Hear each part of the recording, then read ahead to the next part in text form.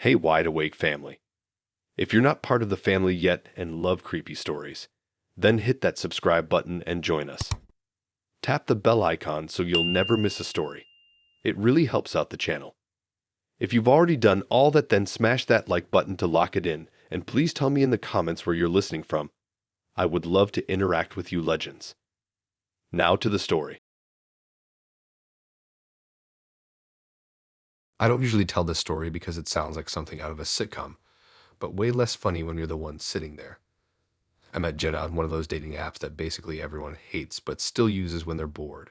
Her profile seemed normal enough, a little bland maybe, but she had a good smile, seemed outgoing, and I figured why not. We matched, messaged a bit, and set up dinner. I got to the restaurant first, and I remember scrolling through my phone while waiting, kind of nervous but also not expecting much. She walked in, waved at me, and she actually looked better in person. That always feels like a win when it happens. She sat down, ordered a drink, and right away she came off really chatty. Honestly, I was relieved because sometimes first dates feel like pulling teeth, and she was carrying the conversation just fine. We talked about work, hobbies, all the boring surface stuff you're supposed to cover. She was laughing, I was laughing. Food came out, and I thought, all right, maybe this could be decent. I remember thinking she seemed a little too comfortable, like she'd done this 100 times before, but I didn't dwell on it. Then, halfway through her pasta, she just drops this bomb. She goes very casual that she still lives with her ex-husband. She didn't say it with hesitation, didn't even lower her voice, just put it out there like she was telling me she owned a cat or something. I thought I misheard her at first, so I just kind of nodded. But then she kept going, explaining that divorce is expensive and they figured it was smarter to keep living together for now. At that point, I put down my fork and tried to keep my face from giving away how weirded out I was. She must have noticed because she immediately followed up by asking if I'd be okay joining their live arrangement if we kept dating.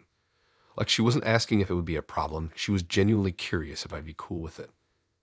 I swear, I looked around the restaurant to see if maybe this was some kind of prank, like cameras hidden somewhere, but nope. Just me, her, and the most bizarre first date conversation I'd ever had.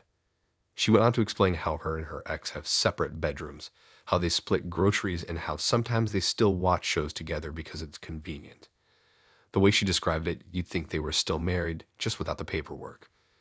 She didn't stop there either. She started talking about how it would actually be easier for me if I moved in at some point, because rent was cheap when split 3 ways and they already had a system for chores. She laid out the whole picture like I was some contestant being pitched a weird game show challenge. Meanwhile, I'm sitting there trying to think of the most polite way to get through the rest of the night without making it obvious I was already planning my exit. I took a sip of my drink, nodded along, and every few minutes she'd add another detail. Like how her ex still does the yard work, or how they take turns driving each other to the airport, or how they sometimes cook for each other if the other one's busy.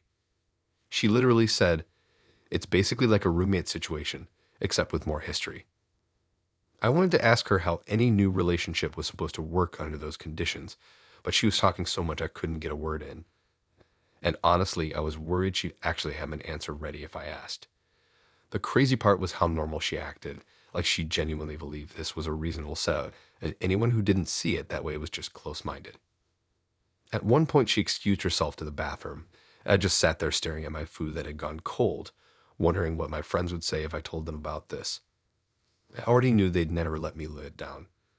I thought about leaving before she came back, but I figured that would be too harsh, so I stayed and let the night crawl to the finish line. When the check came, she didn't even hesitate to suggest splitting it.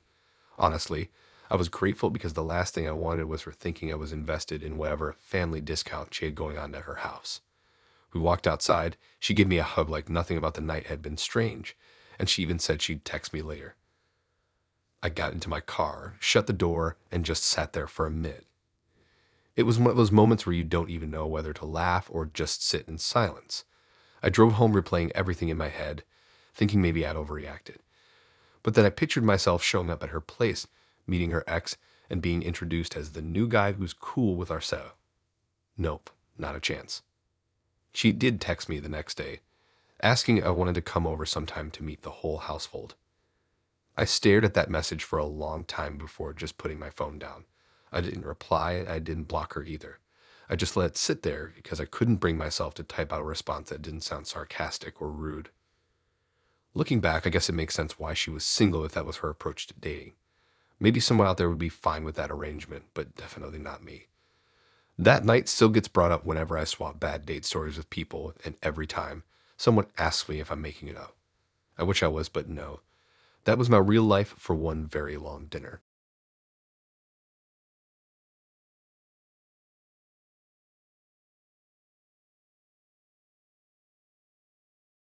You ever have one of those moments where you're sitting across from someone and you're just waiting for them to stop talking because every word out of their mouth makes you want to disappear into the floor? That was me with Jason. The whole thing started out normal enough, which I think is why it ended up feeling even more ridiculous.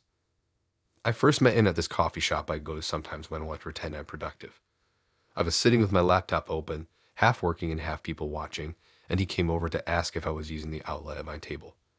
He was tall, had that kind of messy hair that looks like he just rolled out of bed, but somehow pulls it off, and he smiled in this way that made him seem confident. We ended up talking for a while, and honestly, he seemed decent. He mentioned liking books, traveling, and he cracked a couple of jokes that actually made me laugh. It felt like one of those random little movie moments where you meet someone by accident. He asked for my number and I gave it, figuring at worst he'd just be another contact in my phone I'd forget about. A couple days later, he suggested we grab a coffee, and I thought, why not? No harm in a low-key first date, right? We met up at the same coffee shop where we first bumped into each other. He already had a table picked out, and he waved me over like we were old friends. I remember ordering my drink and feeling pretty relaxed, because he didn't give off that awkward first date vibe. But the second I sat down with him, everything went downhill fast. He started talking. And when I say talking, I mean nonstop, like a faucet that wouldn't turn off. At first, it was about his job, which I could handle, and then it was about some podcast he liked. Still fine. But then, out of nowhere, he shifted into politics. Now, I don't usually mind talking politics in small doses, but he went full on lecture mode. He leaned forward, lowered his voice a bit like he was about to share some deep secret, and started explaining how women shouldn't be allowed to vote. I thought I misheard him. I honestly thought he was joking, setting up for some sarcastic punchline. But he kept going, and there was no smile, no pause, nothing. He said voting was ruining families, that it threw the world off balance, and that things were better when only men made the big decisions. I froze for a second, sipping my drink just so I wouldn't have to say anything. But he didn't stop. He launched into this whole monologue about how modern society is broken, how divorce rates are high because women have too much power, and how if things went back to the way they were, everything would be fixed. I sat there stunned. Not just at what he was saying, but how casually he said it, like this was just normal first date conversation. He didn't even look nervous about saying something offensive. He just said it like he was talking about his favorite pizza topping. He kept going, saying how in his future marriage he'd expect his wife to defer to him on everything. And while he's saying this, he's sipping his latte like he's dropping some life-changing wisdom. He even said that he was looking for someone who agreed with him because otherwise it wouldn't work out. The weirdest part was that he wasn't angry or aggressive about it. He sounded calm, even cheerful, like he thought I'd nod along and agree. He gave examples of his grandparents' marriage, how his grandmother never worked a day in her life, and that was real love. He said it was sad that most women today don't understand their purpose. I kept looking around the coffee shop, hoping someone else was overhearing this insanity, so I had a witness to back me up later. But of course, everyone else was either typing away on laptops or zoned out with their headphones.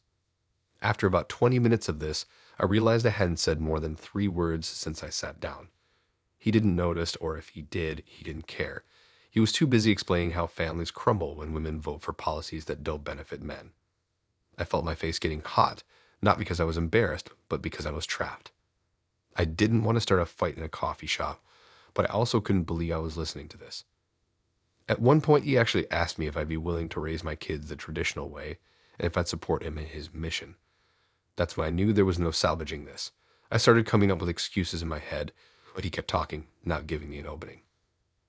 Finally, I just cut it off mid-sentence. I told him I had to go, that something came up, and I stood up before he could argue. He looked surprised for the first time all afternoon, like it had never occurred to him that someone wouldn't want to sit there for an hour listening to him ramble about women and voting rights. I walked out of that coffee shop so fast I didn't even finish my drink. I got to my car, sat there with the steering wheel in my hands, and just started laughing. It wasn't funny, but it was so absurd that I couldn't help it. This guy who seemed totally normal when I first met him had just unloaded one of the most bizarre and offensive rants I'd ever heard. Later that night, he actually texted me, thanking me for listening and saying he felt like we were on the same page. I stared at that text for a long time, wondering if he actually believed that or if he just sends the same thing to every girl who doesn't throw coffee in his face. I didn't reply. I didn't block him either, just like Jen with her ex-husband situation.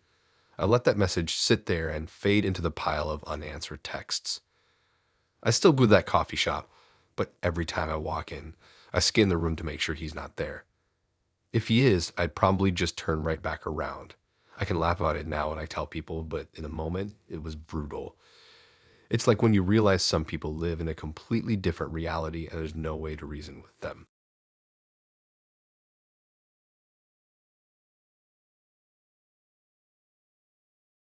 It's funny how some dates start off looking completely normal, almost boring, and then out of nowhere they flip into something so bizarre that you keep replaying it in your head later like a movie you can't believe you sat through. That's exactly what happened with Nina. We didn't meet online this time. A couple of my friends had thrown a little get-together at someone's apartment. Nothing crazy, just drinks, music, a few people sitting around playing card games. One of them introduced me to Nina, saying we'd probably get along because she was really chill.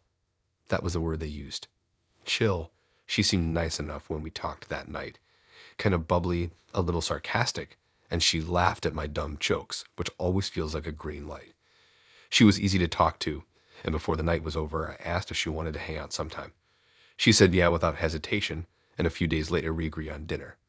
I picked a Mexican restaurant downtown that had good reviews, mostly because I was craving tacos and I didn't want it to feel too formal. When I got there, she was already sitting at the table.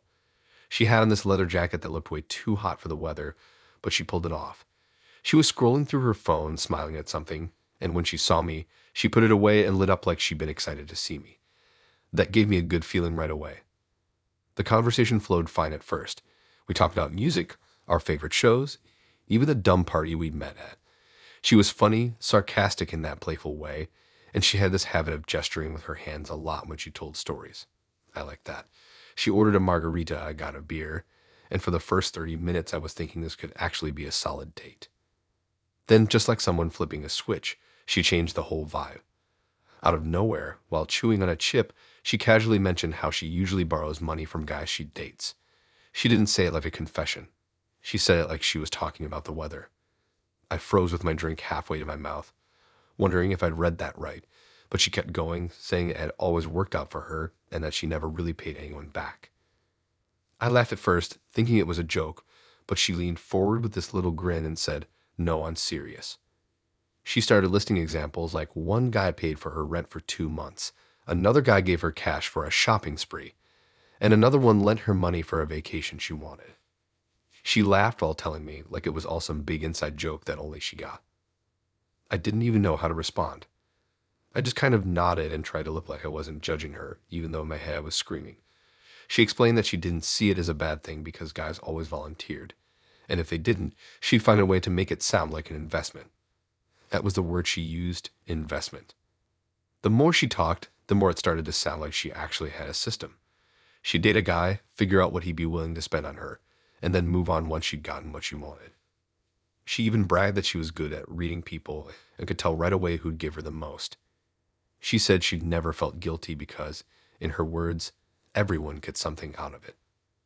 Meanwhile, I'm sitting there trying not to choke on my taco.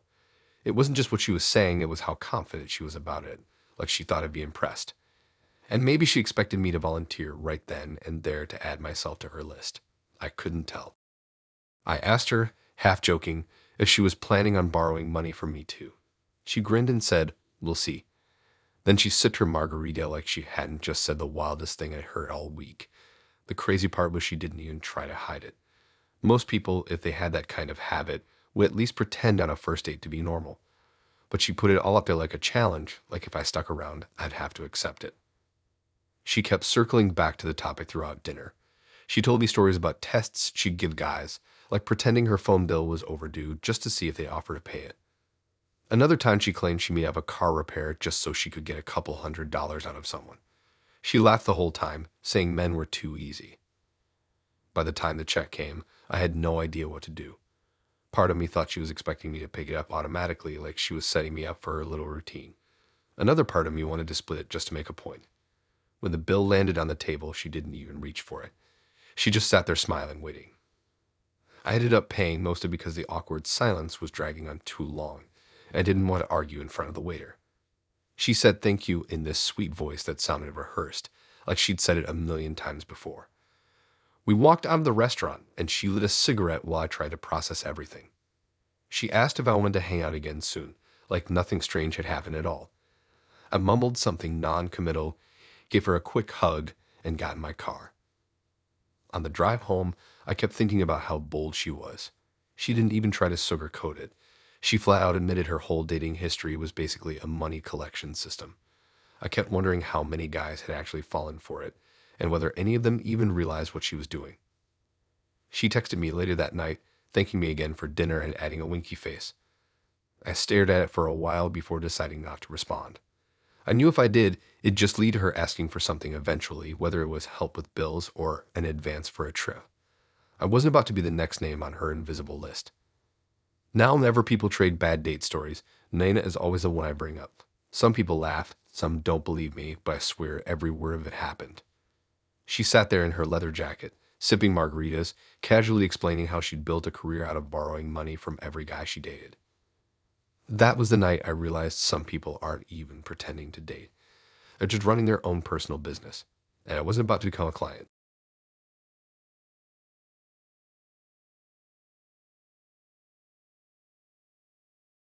The thing about meeting people in bars is you never really know what you're gonna get. It's not like an app where you can scroll through someone's pictures and pick them based on vibes. You just meet someone in real life, talk for a bit, and hope they're not hiding something insane. That's how I ended up on a date with Sam. It was a Saturday night, and I'd gone out with a couple of friends to this crowded place downtown. The music was loud, people were yelling over each other, and the line for drinks was brutal. I remember standing there waiting for my beer, and Sam started talking to me out of nowhere. He was the kind of guy who looked like he spent a lot of time at the gym. Tight shirt, strong arms, hairstyle like he cared too much. Not usually my type, but he was confident and funny in the moment, so I went along with it. He asked for my number before the night was even over. Normally I'd brush that off, but I figured there was no harm. When he texted the next day, he asked if I wanted to grab dinner. I said sure, partly curious to see if he'd be different outside the chaos of a bar. We met at a steakhouse, one of those places that tries to look classy but still has TVs everywhere showing sports. He showed up early and was waiting at the table when I got there. He stood up, gave me a hug, and right away I noticed how he looked a little too polished. His shirt was tucked in, his watch looked expensive, and he had this way of looking around the room like he was making sure people noticed him. At first, the conversation was fine. We ordered food, talked about random stuff like work, the city, favorite shows. But I started noticing how much he circled back to money. He kept bringing up salaries, bragging about how he was doing better than his coworkers, and talking about his plans to move up in the world. I laughed politely, but inside I was already a little turned off. Then, right as I was starting to think maybe this wasn't going to work out, he dropped the real kicker. He leaned forward, lowered his voice like he was about to say something personal, and told me he had one non-negotiable rule when it came to dating. He said he would never date a woman who made more money than him. I thought he was joking. I even chuckled a little, waiting for him to smile. But he didn't. He stayed serious and explained how it messed with the dynamic if a woman out-earned him. He said it was emasculating, and he couldn't stand the idea of someone else being the breadwinner. I sat there stunned, but he kept going. He said he'd actually walked out on dates before once he found out the woman had a higher paying job. He said he didn't even care what the job was, just the numbers. Then, like it was the most normal request in the world, he asked if I had my tax return with me. I nearly spit out my drink. I thought he was kidding again, but he wasn't laughing. He said he liked to see proof early on, so there wouldn't be any misunderstandings later. He actually leaned back in his chair, crossed his arms, and waited like he really expected me to pull out paperwork right there in the middle of the steakhouse. I didn't know what to say. I just stared at him, wondering if he was serious or if I was being punked. He took my silence as hesitation and started explaining how it wasn't personal, it was just a system he used. He said it saved him time and prevented him from wasting energy on women who weren't a match. He even told me a story about how he once dated someone who earned more than him, and how he broke it off after a couple weeks because he felt weird every time she paid for something. He said he didn't want to ever feel like he was being taken care of. The whole time he was talking, I just kept thinking, who even asked for someone's tax return on a first date? That's not even normal after years of dating. That's account level information, not first date small talk. I tried to steer the conversation back to something lighter like travel or hobbies, but he wouldn't let it go. He started asking me questions about my job, how much I made, and whether I had any side income. It was like being interrogated by someone who thought he was auditioning for the role of my financial advisor. When the food came, I thought maybe he'd get distracted and let it drop, but no. Between bites of his steak, he kept circling back to money. He said he had goals, and one of those goals was being the main provider. He said women who made less were easier to manage and more understanding. I couldn't believe the words coming out of his mouth. By that point, I wasn't even tasting my food. I was just counting the minutes until I could leave. He must have sensed my energy shift, because he tried to smooth it over by saying he wasn't asking for my tax return right this second, but he definitely need to see it soon if we went out again. He smiled like that was a reasonable compromise. When the check came, he grabbed it without hesitation, which honestly surprised me. But then he made a point of saying, "See, this is how it's supposed to be," like paying for dinner was proof of his entire philosophy. I just nodded, not wanting to start an argument in the middle of the restaurant. Outside, he walked me to my car and asked if I wanted to do it again sometime. I mumbled something vague, gave him a quick hug, and got in my car. The second the door shut, I let out this long sigh of relief. I couldn't believe I just sat through an hour of someone trying to recruit me into his personal tax audit system. He texted me the next day, asking if I thought about our conversation. That was enough for me to delete his number. I didn't reply because I knew if I did, he'd just double down. Now, whenever anyone brings up weird first date stories, Tan is always my go-to. The guy who asked for my tax return at a steakhouse. You can't make that up.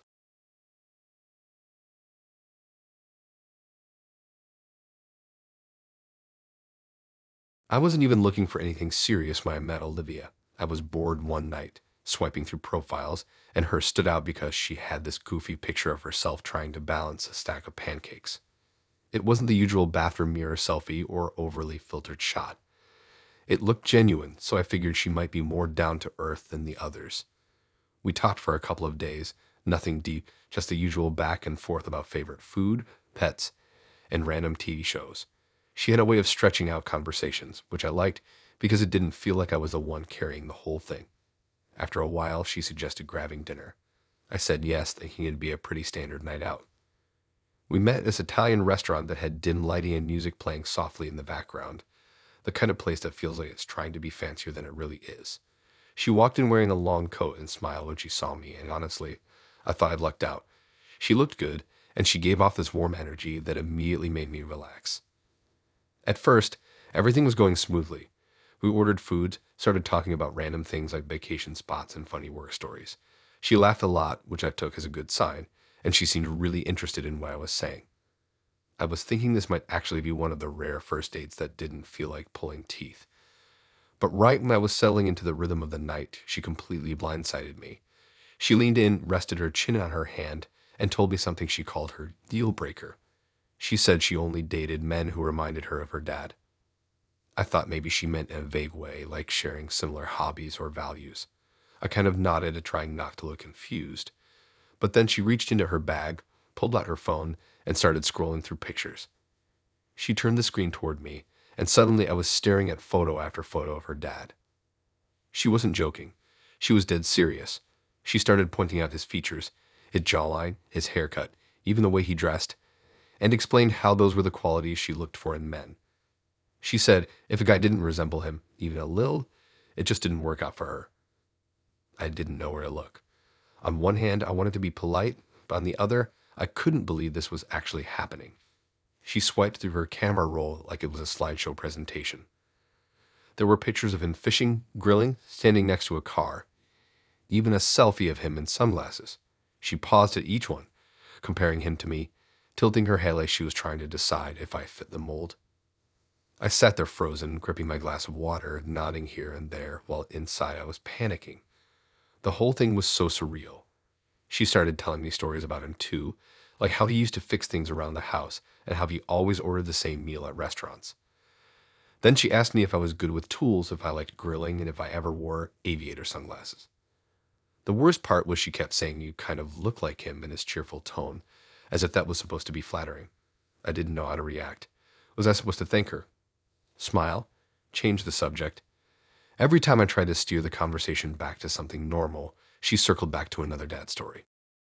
At one point, the waiter came by to refill our drinks, and I caught myself hoping he'd linger just so I'd have a buffer. But of course, he left quickly, and Olivia went right back into her comparison game. She even asked me to stand up at one point so she could see if my build matched. I refused, laughing it off, but she didn't seem to notice how uncomfortable I was. She told me she'd ended past relationships because the guy didn't measure up. One apparently didn't have the right presence, and another didn't have the right voice tone. She said her dad's voice was deep and calming, and she needed that same energy in a partner. By the time our food arrived, I had lost my appetite. She kept eating happily, telling more stories about how her dad was the best role model a girl could ask for. She said she was lucky to have such a clear idea of what she wanted in a partner, and she seemed genuinely baffled when I didn't look thrilled. The strangest part of the whole night was how normal she acted about it. She didn't seem embarrassed or shy. She was confident, almost proud, like she thought this was the ultimate standard. And maybe for her it was, but for me it was just plain unsettling. When the check came, she didn't even notice how quiet I'd gotten. She was too busy telling me about a vacation her family took when she was younger. I paid, mostly just to get things over with, and when we walked outside, she hugged me and said she had a great time. She told me she thought I had a lot of potential and that she wanted me to meet her dad someday. I barely managed to smile before saying goodnight. As soon as I got in my car, I sat there in the dark, staring at the steering wheel, trying to process what had just happened. I kept seeing her scrolling through those pictures, pointing at her dad's face, then looking at me like she was grading an assignment. On the drive home, I actually laughed a little because it was so bizarre. I couldn't believe I just spent 2 hours being compared to someone's parent. Not metaphorically, but literally with photographic evidence. She texted me later that night, thanking me for dinner and saying she couldn't wait to see if this could work. I didn't reply. I didn't block her either. I just let it sit there the same way I did with the others because I didn't even know what kind of response could make sense in that situation. That date is the one that always comes up first whenever someone asks me for my weirdest dating story. Some people don't even believe it when I tell them. They think I'm exaggerating, but I swear it happened exactly like that. Olivia, her pasta, and her endless slideshow of dad photos.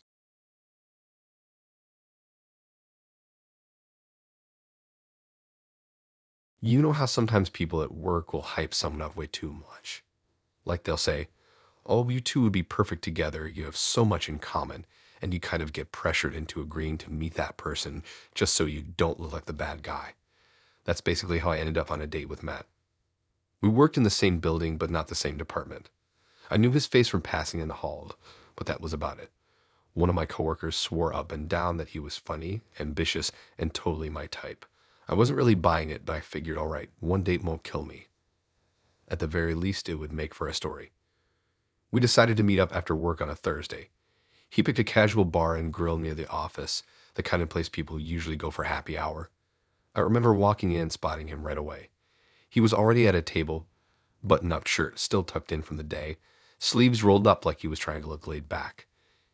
He greeted me with his big smile and offered to order drinks right away. That part was fine, normal even. We started chatting about work, complaining about the broken coffee machine in the office, laughing about how the elevators never worked right. I thought maybe this wouldn't be so bad after all. Then the conversation shifted. He asked me if I liked my job, and I told him I did. Nothing dramatic, but I explained I liked being independent, liked having my own money and my own goals. That's when he nodded slowly, sipped his beer, and said something that threw me completely off. He told me his dream was to marry someone who would quit her career immediately and focus only on raising kids.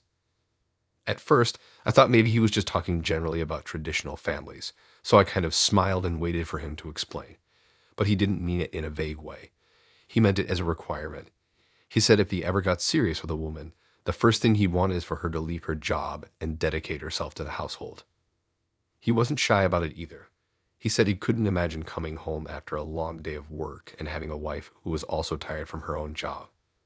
He said he needed someone who would be at home, making sure the house was clean, dinner was ready, and kids were taken care of.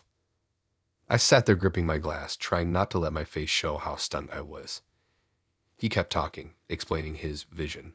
He wanted a big family with at least 3 kids, and he wanted his wife to be available for them full time. He said women weren't built to juggle work and family, and that careers for women usually just led to stress and unhappiness. The way he spoke about it, you'd think he was describing a business plan. He had it all laid out step by step. The woman quits her job, they have kids, she handles the house, he handles the money. Simple, neat, done. At one point, he even leaned forward, lowered his voice, and asked me how soon I'd be willing to quit if things worked out between us. I almost laughed because the question was so blunt. But when I looked at him, I realized he was dead serious.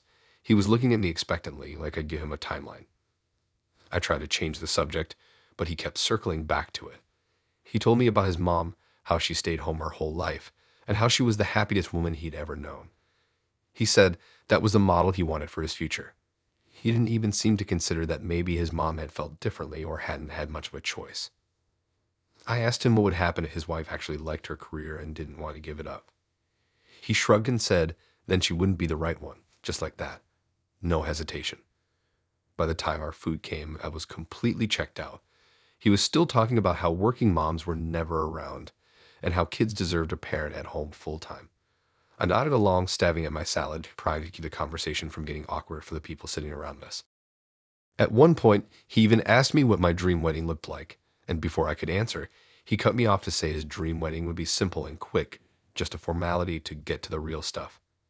By real stuff, he meant me leaving my job, moving in with him, and starting a family as soon as possible. I couldn't believe how casually he said all of it, like he genuinely thought most women were just waiting to be told to quit their careers and settle into domestic life. He said he didn't want a career woman because they were too focused on themselves. He wanted someone selfless. The more he talked, the more I realized he wasn't even seeing me as a person. I was just a potential piece in the life puzzle he had already built in his head. It didn't matter what I wanted, what my goals were, or what made me happy. All that mattered was whether I fit into his plan. When the check came, he paid without hesitation. But then he made a joke about how it was practice for the future, since he'd be covering everything once his wife stopped working. He laughed, clearly thinking he was being charming. I smiled politely, but inside I just wanted to leave. We walked out of the bar, and he asked if I wanted to do this again. I gave him a vague maybe, just to end the night without drama. He gave me a quick hug, told me to think about what he'd said, and then walked off like he'd just nailed the date. I sat in my car afterwards, staring at the dashboard, trying to process what had just happened. It wasn't even that he wanted a traditional setup. It was how absolute he was about it, like it wasn't a preference but a rule. He didn't want a partner. He wanted an employee who doubled as a mother. Later that night, he texted me saying he had a good feeling about us. I didn't reply. I didn't block him either. I just let it sit there, because honestly, there was nothing else to say.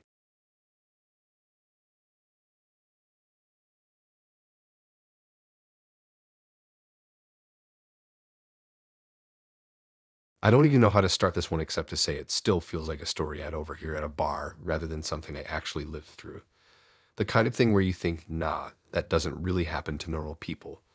But it did, and it happened to me. So, Layla. I met her at a concert. Not some massive arena show, just one of those smaller outdoor setups where everyone crowds near the stage, and the drinks are overpriced but nobody cares. I was there with a couple friends, just vibing, when she bumped into me. She apologized, we started talking, and before I knew it, we were laughing like we'd known each other longer than 5 minutes. She was energetic, fun, and seemed easygoing, which in that setting is kind of magnetic. We exchanged numbers before the night was over. She texted the next day, and pretty quickly we made plans to meet up. We went for drinks at this chill dive bar that smelled faintly of old beer, but had cheap specials and a jukebox that people still actually used. She walked in wearing ripped jeans, big hoop earrings, and that kind of confident energy where you can tell she doesn't get nervous around new people.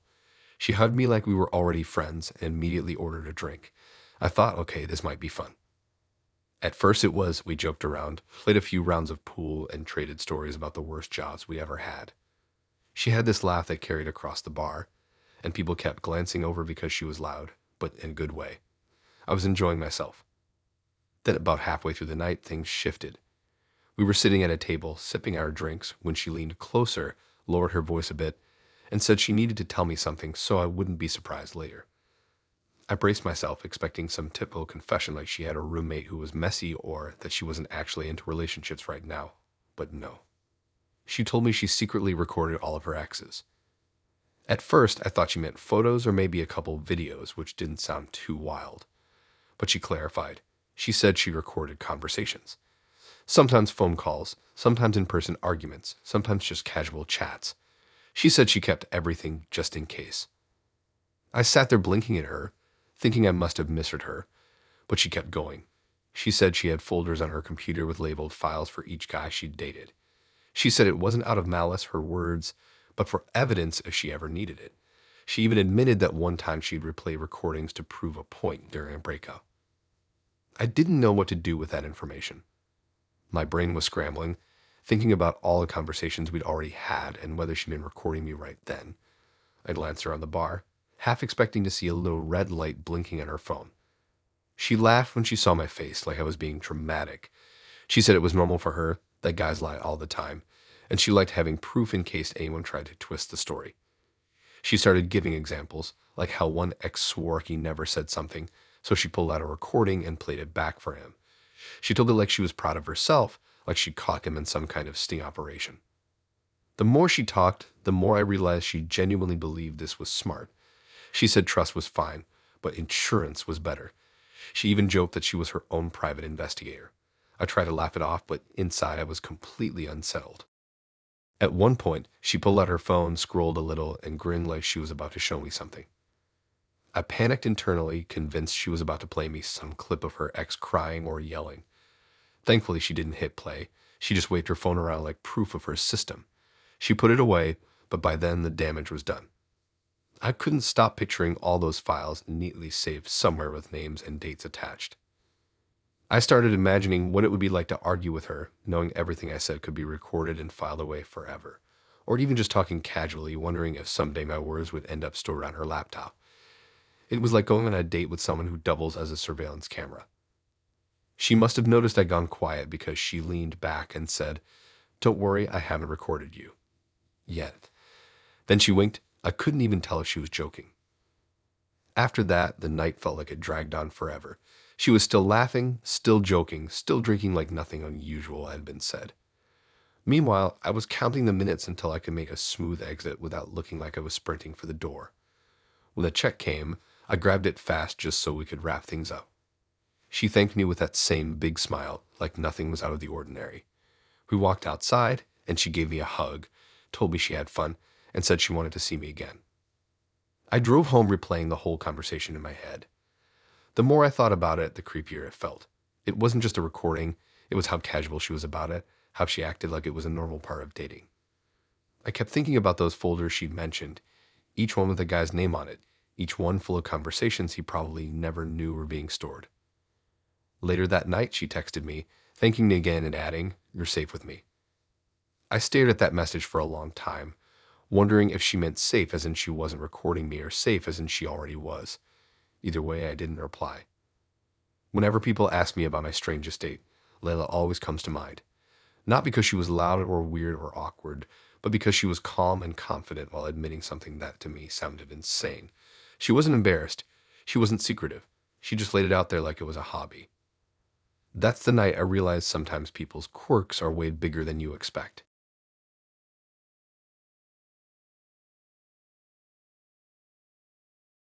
Sometimes you can tell a date is going to be weird before you even sit down. Not because of the person exactly, but because of the buildup. With ads, the setup came through mutual friends. They kept saying, "He's such a good guy, you'll like him." They mentioned him enough times that I figured maybe they knew something I didn't. So when he asked me out, I said yes, more out of curiosity than anything else. We agreed on grabbing drinks at a bar downtown. The place wasn't fancy. It had neon lights, a jukebox in the corner, and sticky tables that had probably seen better days. Ads showed up around time, which I respected. He had this trimmed beard, clean clothes, and he carried himself like he'd been waiting to make a good impression. At first, he seemed fine.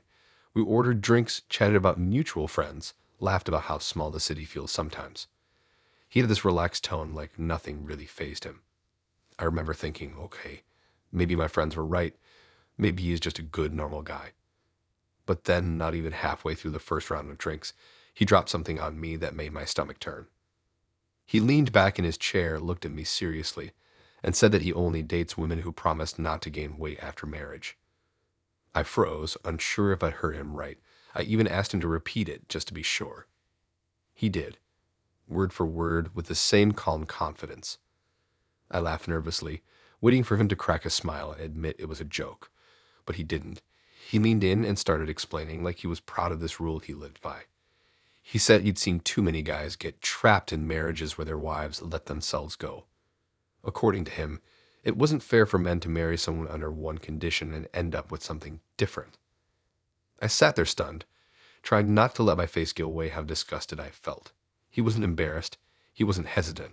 He was confident, even smug, like he was laying out some genius truth no one else had the guts to say. He said he walked away from relationships in the past because women didn't take care of themselves. He said he made it clear from the start that staying fit wasn't optional, it was required. He framed it as mutual respect, though he never once mentioned his own responsibilities. He made it sound like women were supposed to sign a contract with their body before he considered them long-term. The more he talked, the more surreal it felt. He told me he wanted his future wife to promise before marriage that she'd maintain her weight no matter what. He said it was about attraction, keeping the spark alive, but the way he said it felt shallow and cold. At one point, he even asked me if I'd be willing to make that kind of promise. He looked at me straight in the eyes, waiting for an answer like it was a completely normal first date question. I was so caught off guard I just laughed awkwardly and changed the subject. But he didn't drop it. He kept circling back, pressing the point. He gave examples of friends of his, guys who he said were miserable because their wives had gained weight after kids. He shook his head, saying he refused to end up in that position. He said he wanted guarantees. I kept sipping my drink, nodding occasionally just to avoid an argument in the middle of the bar, but inside I was fuming. The way he talked about women, like they were objects that came with conditions, made my skin crawl. The weirdest part was how calm he stayed. He wasn't ranting or angry. He was matter of fact, like this was just common sense. He said women who really loved their husbands would understand that it was about keeping themselves worthy. He used that word, worthy. By then, I was counting the minutes until I could leave. My drink was almost gone, and I debated ordering another just to make it less awkward, but I couldn't stomach sitting there for another round of his nonsense.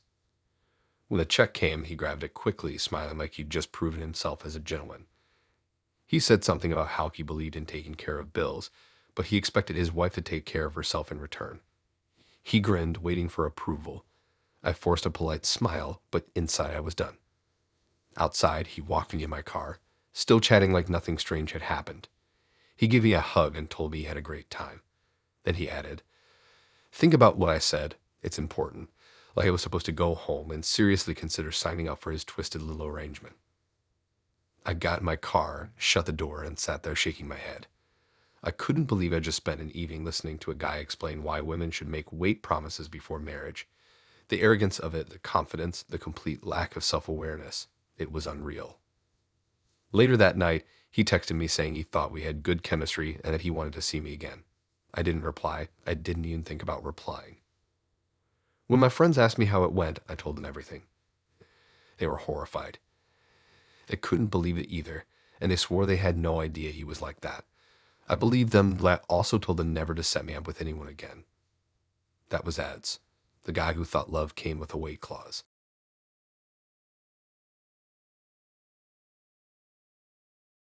I'll be real with you, this date started out promising. Not great, not terrible, just promising.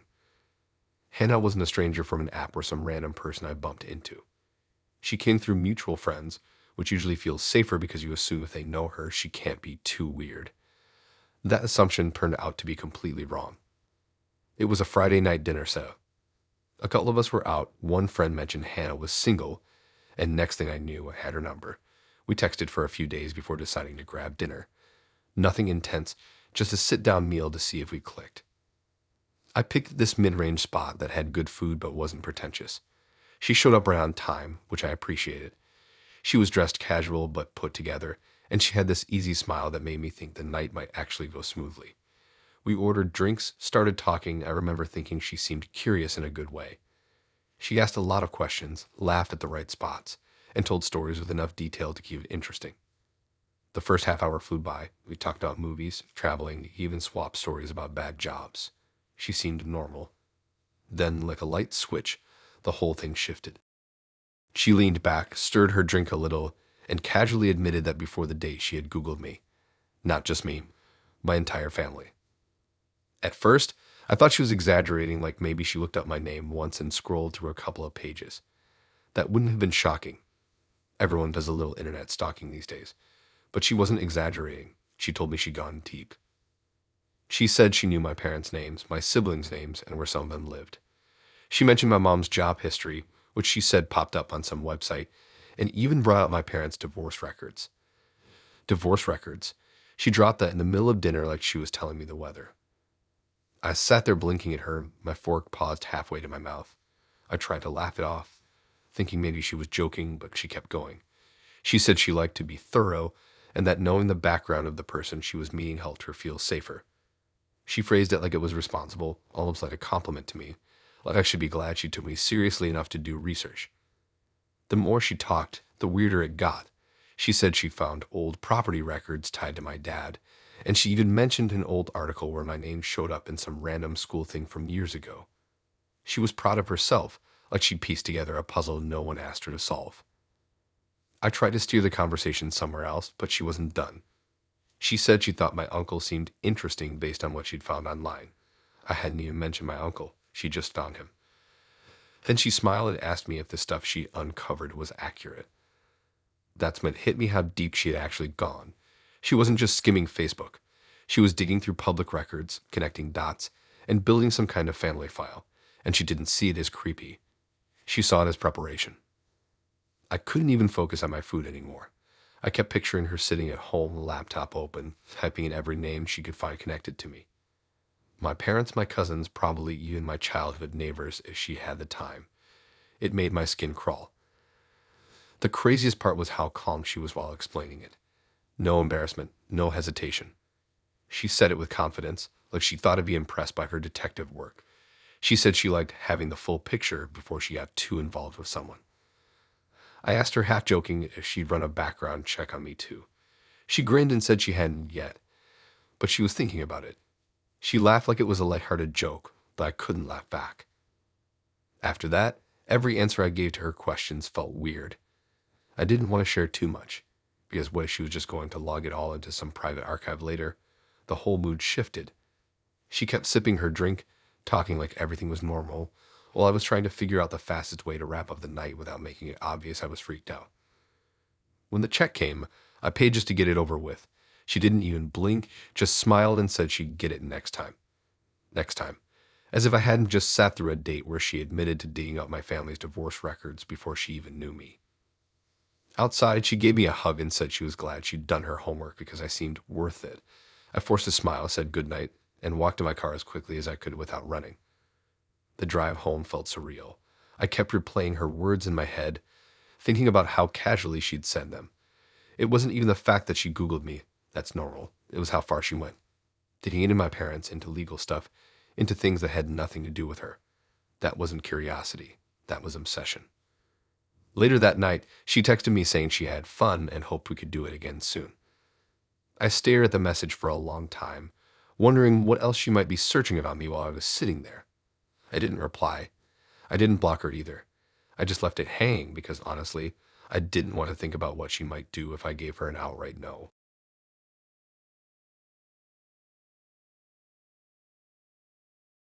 If I'm being honest, I didn't even want to go on this date in the first place. It was one of those situations where a friend won't stop pushing you to meet someone because they just know you'll click. I'd been dodging it for a while, but eventually I caved just to shut them up. That's how I ended up sitting across from Tyler, a guy I met at the gym but technically through a mutual friend's introduction. We started talking casually at the gym a few times before this. He wasn't hard to spot. He was the type who grunted loud when lifting weights and always wore those tank tops that showed off way too much. He was friendly though, I'll give him that. He cracked jokes, teased me about using lighter weights, and eventually asked if I wanted to grab dinner sometime. I figured why not? It might not be amazing, but at least it would get me out of the house. We picked a burger place near the gym. Nothing fancy, just good food and beer on tap. He showed up in jeans and a t-shirt, which surprised me since I'd only ever seen him in workout gear. He looked more casual, less intimidating. I thought maybe this wouldn't be a disaster. At first, the conversation was fine. He talked about his workout routine, how he meal prepped on Sundays, and how he once tried a no-carb diet but quit after 3 days. It was light, easygoing, and I was actually starting to relax. Then, right in the middle of me telling him about a trip I'd taken, he cut in with something that made me stop mid-sentence. He said women should be grateful when men cheat. I blinked at him, thinking I'd misheard his words or maybe he was trying to be funny. But no, he leaned back, took a sip of his beer, and explained it like it was some kind of life lesson. He said cheating wasn't an insult, it was proof the man was still desirable, that other women wanted him. And according to him, women should see it as a compliment. I just stared at him, fork in hand, while he kept talking like he was giving a TED talk no one asked for. He went on about how men have biological needs, and that expecting complete faithfulness was unrealistic. He said the important part was that the guy always came back home, because that showed where his loyalty really was. Meanwhile, my brain was screaming. I couldn't believe this was the direction the night had taken. I mean, who drops down on a first date? He wasn't even testing the waters. He was stating it like it was fact, like anyone with common sense would agree.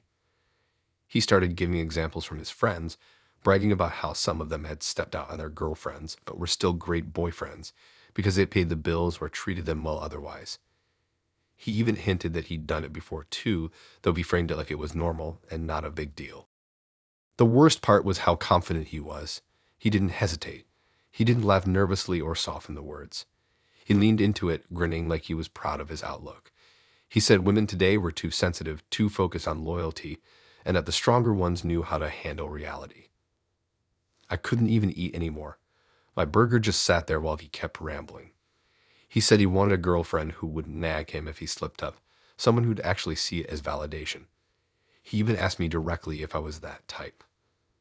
I gave him a look that probably said everything without me needing to answer, but he didn't seem fazed. He laughed, shrugged, and said most women eventually came around once they understood the logic. By this point, I was planning my exit strategy, but he wasn't done. He leaned in closer and said he thought cheating kept relationships exciting, like it added a bit of competition. He said if a woman knew other women wanted her man, she'd try harder to keep him. He grinned like he'd just unlocked the secret to happiness. I couldn't even wrap my head around it. I sat there nodding occasionally just to avoid starting an argument in the middle of a crowded restaurant. He kept sipping his beer, gesturing with his hands, and acting like he was some kind of relationship expert. When the check finally came, I grabbed half out of instinct, but he pushed it back toward me and said, "Don't worry, I got this. That's what real men do." For half a second, I thought maybe he was redeeming himself. But then he followed it up with, "Of course, real men also don't limit themselves to one option." He laughed at his own joke while I forced a smile. Outside, he walked me in my car like nothing unusual had happened. He gave me a quick hug and told me he had a great time. Then, as if the night hadn't been absurd enough, he said he could tell I was the kind of girl who'd get it eventually. I got in my car and shut the door before he could say more. I just sat there gripping the wheel, trying to process what had just happened. I'd gone on a date with a guy who genuinely believed cheating was a gift. Not just something he'd excuse, but something he thought women should celebrate. He texted me later that night, thanking me for the good energy and saying he couldn't wait to see me again. I stared at the message for a solid 5 minutes before deciding to ignore it. I didn't block him because, honestly, I didn't want the drama if he confronted me at the gym. But I knew right then there was no chance I'd ever go out with him again. Whenever people ask me for my worst date story, Tyler is always the one I tell first. Not because it was awkward or boring, but because it was so absurd I still can't believe it happened.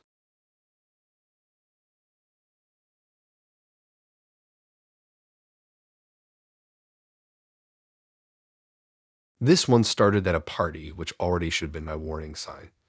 Parties are messy places to meet people. The music blasting, drinks are everywhere, and everyone's putting on some version of themselves that usually isn't real. But Megan stood out right away. She was the loud one in the room, the one telling stories with big hand gestures, the one people kept gravitating toward. She had this kind of magnetic energy, and I got pulled into it before I even realized what was happening. She came over, introduced herself like we'd known each other for years, and within minutes we were laughing about something dumb. She teased me for standing in the corner and said I needed to loosen up. It felt playful, and I figured she was just fun and outgoing. Before the night was over, she grabbed my phone, put her number in it, and said, "Text me or don't. Your loss." Then she winked and walked off like she was in some movie. Of course, I texted her the next day. We went back and forth for a bit, and it was clear she had that same bold personality over text too. She was flirty, a little sarcastic, and didn't waste time. A couple of days later, she suggested dinner. I agreed. We picked a sushi spot she liked, one of those trendy places where the lighting's low, and the music's just loud enough to make it feel lively. She showed up looking incredible, with this confidence that made everyone turn their heads when she walked in. I thought I'd lucked out. The beginning was fun. She was animated, funny, and talked a mile a minute. I was mostly just trying to keep up, which wasn't a bad thing. We ordered, laughed about random stuff, and for a while, I thought this could actually go somewhere. Then she pulled out her phone. At first, I didn't think much of it. Everyone checks their phone during dinner sometimes. But then I noticed she wasn't just scrolling. She was texting someone. She smirked at her screen, typed quickly, and then set it down like she was waiting for a reply. I asked if everything was okay, and she shrugged, saying she was just talking to her ex. I thought I'd misheard her, but she doubled down. She said she always texts her ex during first dates to test the reaction. She explained it casually like it was the most normal thing in the world. She said it helped her figure out if the guy she was with was worth her time. I just sat there stunned. She wasn't joking. She explained that if a guy didn't care, she'd lose interest because it meant he wasn't invested enough. But if he got annoyed or jealous, that was a good sign to her. It proved he actually wanted her. Meanwhile, I was trying to process the fact that she was openly admitting to playing games. Not subtle games either. Direct, manipulative, in-your-face games. And she wasn't hiding it. She was smiling the whole time, like she thought I'd be impressed by how clever she was. She picked up her phone again mid-sentence, typed something fast, and then laughed at whatever her ex replied. I couldn't believe I was sitting there across the table from someone who invited me out just to use me as part of her little experiment. The waiter came with our food, and I hoped maybe it would distract her. No. She kept her phone face up on the table, glancing at it every time it buzzed. She even said her ex got predictably jealous whenever she mentioned she was out with someone. She said it made her feel powerful.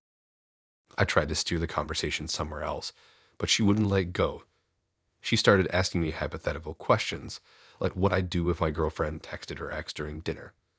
I wanted to say exactly what I'm doing now, reevaluating my life choices, but instead I just gave vague answers to avoid making a scene. The thing that really got me was how casual she was about it. She didn't act like she was doing something shady. She acted like she discovered some brilliant strategy that every girl should use. She said men were too easy and that testing them early saved time later. By the time I was halfway through my sushi roll, I'd lost my appetite. I kept nodding politely while she texted and smirked at her phone. At one point, she even showed me a message her ex sent, asking if she missed him. She laughed and said, "See, works every time." I wanted to tell her how ridiculous it was, but I didn't bother. She wasn't the type to listen. She was too wrapped up in her own game to care what I thought. When the check came, she didn't even look up from her phone. I paid just to end the night as quickly as possible. She finally looked at me, smiled, and said, "You handled that better than most guys," like I just passed some twisted test. Outside, she gave me a quick hug, told me she had fun, and immediately went back to typing on her phone as she walked away. I got in my car, shut the door, and just sat there in silence. I felt like I just wasted 2 hours being part of a social experiment I never signed up for. She texted me later that night saying, "You passed round one." I stared at it for a while, shook my head, and didn't reply. There wasn't going to be a round two. Whenever people ask me about my worst dates, Megan always comes up. Not because she was boring or mean, but because she treated the entire night like a game designed to feed her ego. She wanted me to compete with a ghost of her past, and she thought that was normal.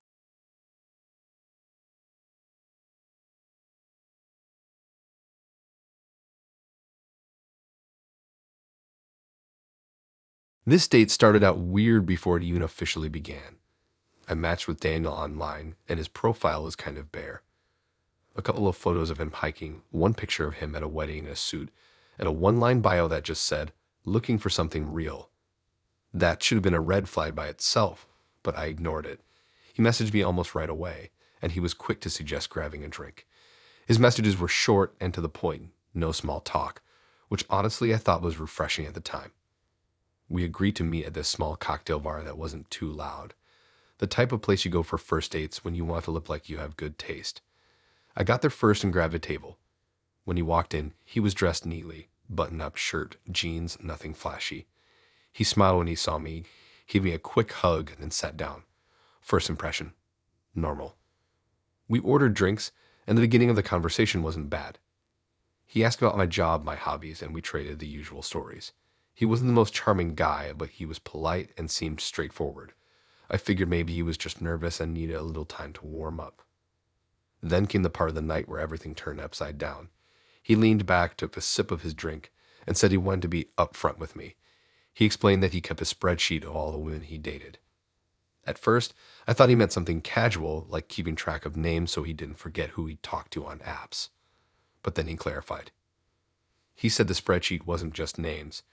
It had rankings, categories, scores. He literally graded women he went out with. I sat there frozen, wondering if I heard him wrong. But no, he went into detail. He said the spreadsheet had columns for appearance, career, personality, and what he called obedience. He said it calmly, like this was a perfectly normal part of dating. I laughed nervously, thinking maybe he was messing with me, but he kept a straight face. He explained how each woman got a rating out of 10 in each category, and then an overall score. He said it helped him stay objective, so he didn't waste time on people who weren't a good fit. My stomach dropped. He wasn't kidding. He was proud of it. He told me how appearance covered basics like style, fitness, and face. Career meant not just what job someone had, but also how much they made. Personality was things like humor, patience, and drama level.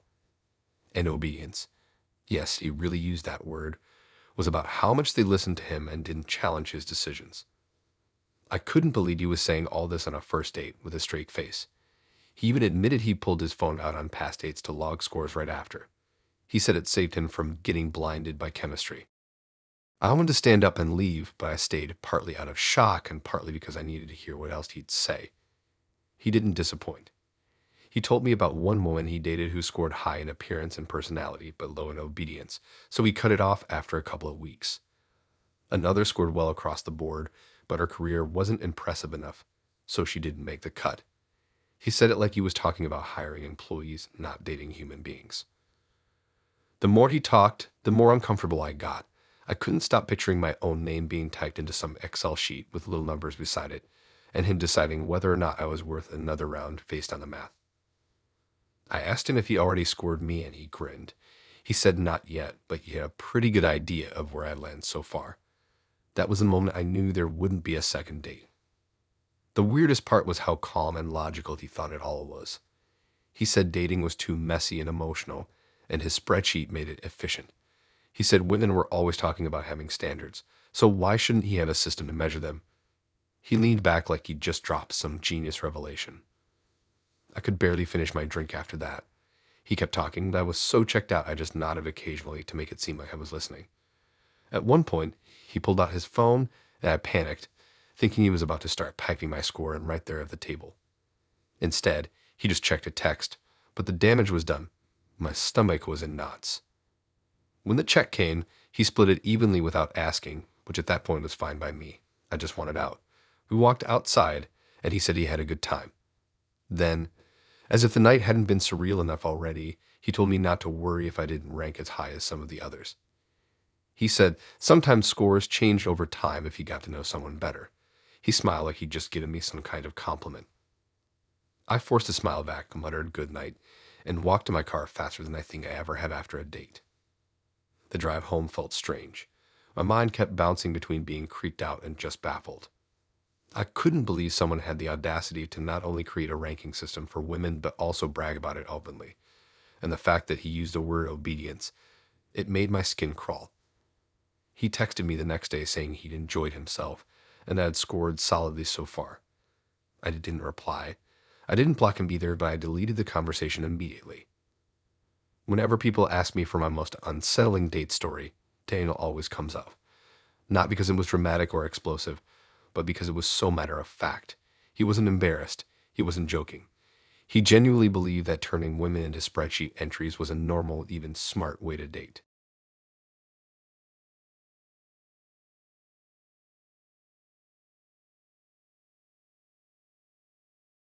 I don't know what it is about social media, but sometimes it feels like people put out a version of themselves that's way more put together than reality. That's how it was with Jessica. She followed me after a mutual friend tagged me in something. I followed her back, and before long we were messaging. Her pictures made her look fun and adventurous.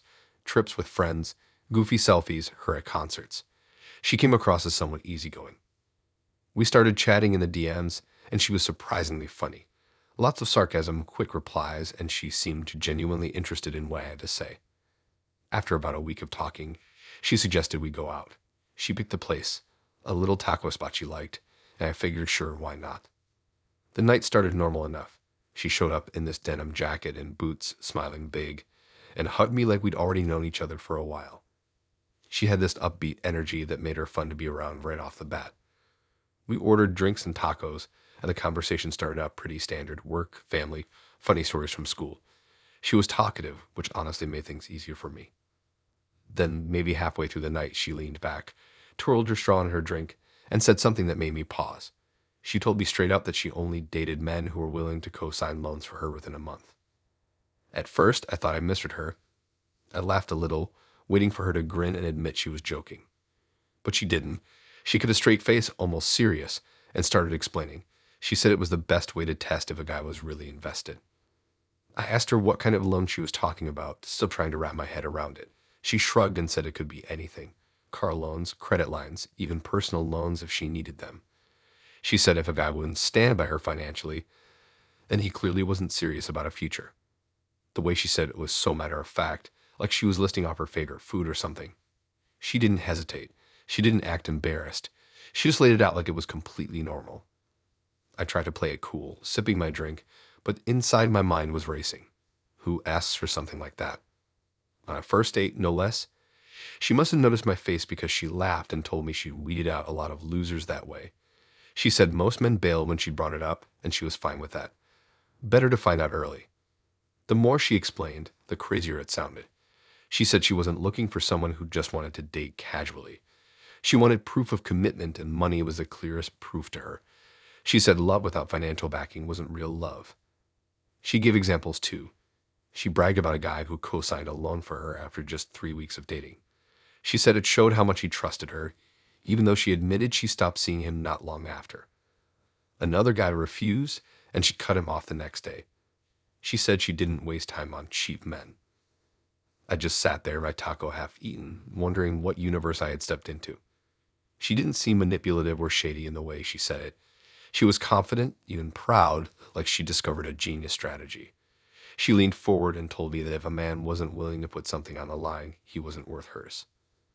I asked her, half joking, if she expected me to co-sign something too. She smiled and said, "We'll see."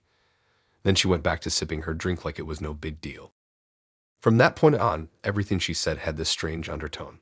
She talked about wanting to buy a new car soon, how she was thinking about investing in something, and how she didn't want to keep borrowing from family. She never asked directly, but the implication was heavy. I couldn't shake the thought that she was sizing me up as her next co-signer. The rest of the night dragged. I tried to keep the conversation light, but she kept circling back to money. She asked about my job, how stable it was, if I had savings, even if I had good credit. She said it all casually, smiling the whole time, like these were normal first date questions. When the check came, I paid without thinking too much about it, just wanting the night to end. She thanked me sweetly, then added, "See, you're already investing in me." She laughed like it was a joke, but the way she looked at me made me think she meant it. Outside, she hugged me tight and said she had a great time. She told me she liked that I seemed responsible and that she could see potential. Potential. That word stuck in my head the whole way home.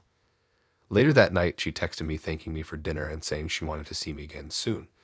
She even sent a screenshot of some car she was thinking about buying with a little winky face. I stared at it, half horrified and half impressed by how bold she was. I didn't reply. The next day, she messaged again, casually asking if I had ever co-signed anything before. That was my new for sure. I was just another name on her list. I didn't answer, and after a couple of days, she stopped texting. I still can't believe how open she was about it. She wasn't sneaky. She wasn't pretending.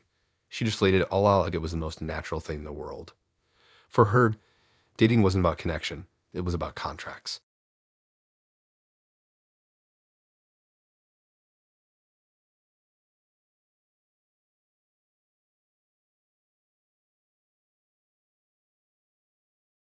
You ever go into a date thinking it's going to be wholesome just because of where you met the person? That was me with Ryan. I met him at a volunteering event. We were both handing out supplies at this local community drive, and he seemed like the kind of guy who cared about giving back. He was helpful, he cracked a few jokes while we worked, and he didn't come off like he was trying too hard. When he asked if I wanted to grab dinner sometime, I said yes without hesitation. Honestly, I figured someone who spends his weekend volunteering can't be all that bad. We picked a restaurant that wasn't fancy but had good reviews. I got there early, and he showed up a few minutes after, all put together in a collared shirt and jeans. He greeted me with a big smile and hugged me like we'd known each other longer than we had. Right off the bat, he was polite, friendly, and seemed genuinely interested in me. I remember thinking, okay, this might actually be one of those rare good ones. The first part of the dinner was normal enough.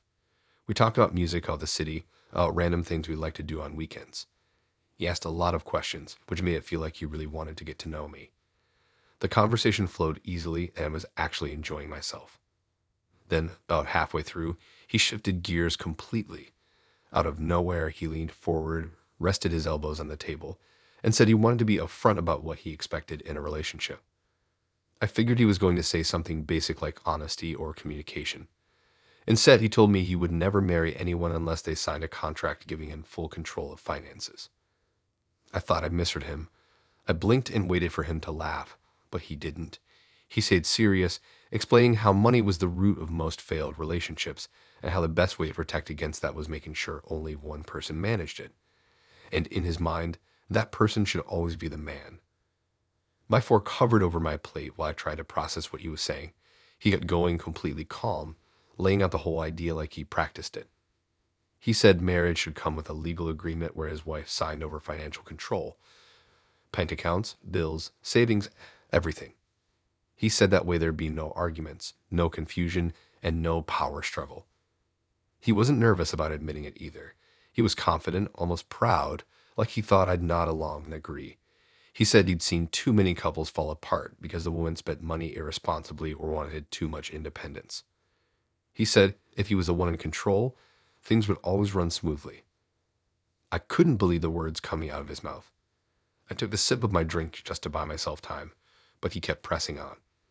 He said it wasn't about not trusting women. It was about creating stability. He claimed women didn't actually want the stress of managing finances, that deep down they wanted to feel taken care of. At one point, he gave me an example. He said his parents fought all the time about money, and his dad eventually took it over completely. According to him, that's when things got better. He said his mom didn't have to worry anymore, and his dad felt respected. He called it the perfect balance. The more he explained, the more uncomfortable I got. He even used the word requirement. He said he wouldn't marry anyone without it because to him, it was the ultimate sign of loyalty.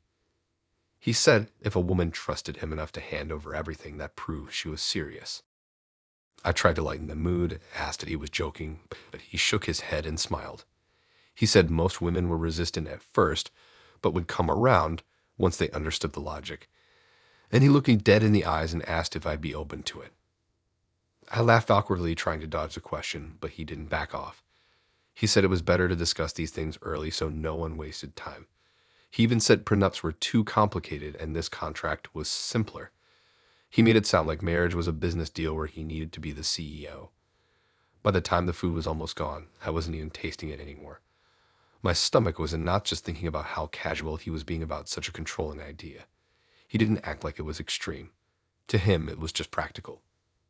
When the check came, he insisted on paying. Normally, I'd appreciate that, but the way he slid his card across the table made me uneasy. He grinned and said, "See, this is how it works. I take care of things." I forced a smile, but all I wanted to do was leave. Outside, he walked me to my car and said he really liked me. He said he could tell I was the kind of girl who'd appreciate security. He hugged me, told me to think about what he said, and then left looking like he'd just nailed the best day of his life. I sat in my car afterwards, just staring at the steering wheel. I couldn't believe I just spent 2 hours listening to a guy lay out his plan for financial dictatorship disguised as marriage. The calmness of it all was what really got me. He didn't yell, didn't act controlling in an obvious way. He said it smoothly, almost gently, like he was doing me a favor. Later that night, he texted me saying he had a great time and that he was excited to see where this goes. I didn't reply. I didn't even consider replying. I just left it unread because there was nothing to say. When people ask me about bad dates, Ryan is always near the top of the list. Not because he was loud or rude, but because he was so comfortable turning something like marriage into a financial contract with him holding all the power.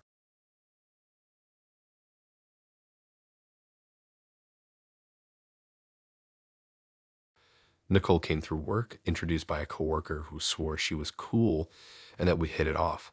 I was skeptical, but I figured why not? Sometimes people know you better than you know yourself. Turns out, in this case, they didn't know me at all. We set up a dinner date at this cozy little place tucked into a side street. I remember thinking it would be a chill evening, low lighting, good food, nothing crazy. She walked in wearing this casual dress with a jacket thrown over it, smiling like she'd been looking forward to it. She had an easy charm, the kind where you feel like the conversation's going to flow.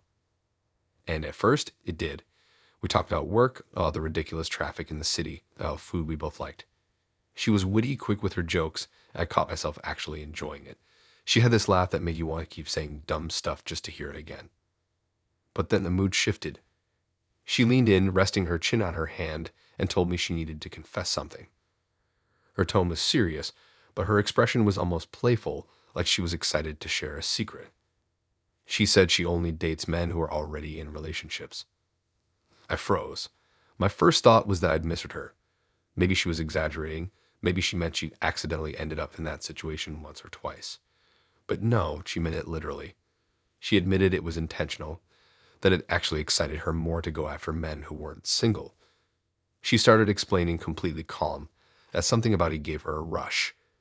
She said the chase was more fun when there was risk, that it made her feel powerful knowing someone would risk their relationship just to be with her. She laughed, swirling her drink, and said single men were boring.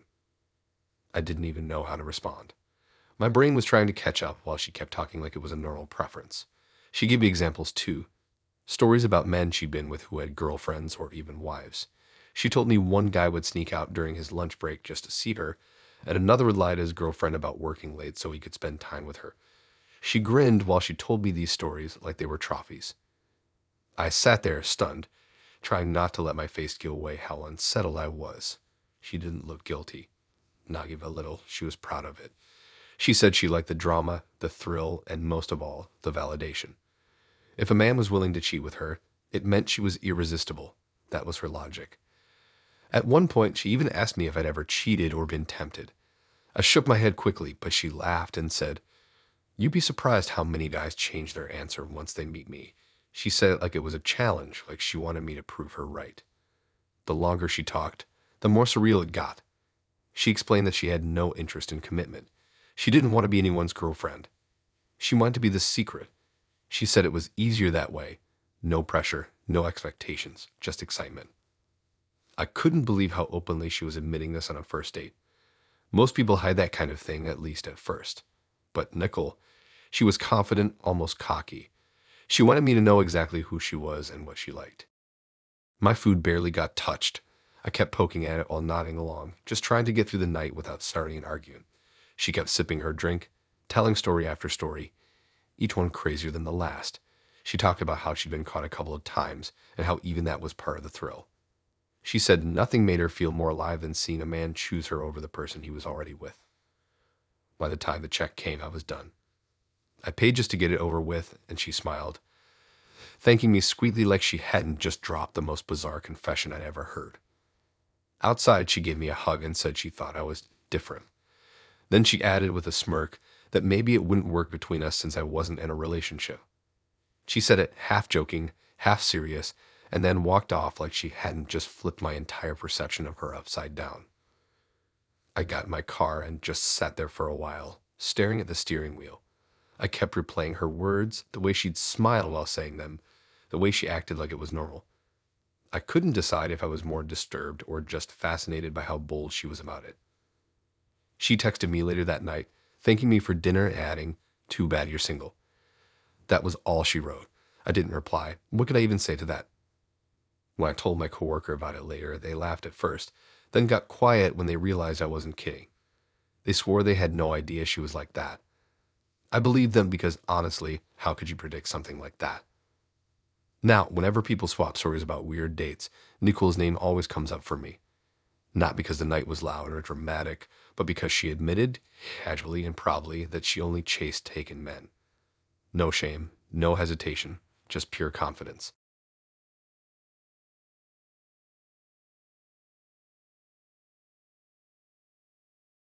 This one came out of nowhere, literally. I wasn't on an app or at a party.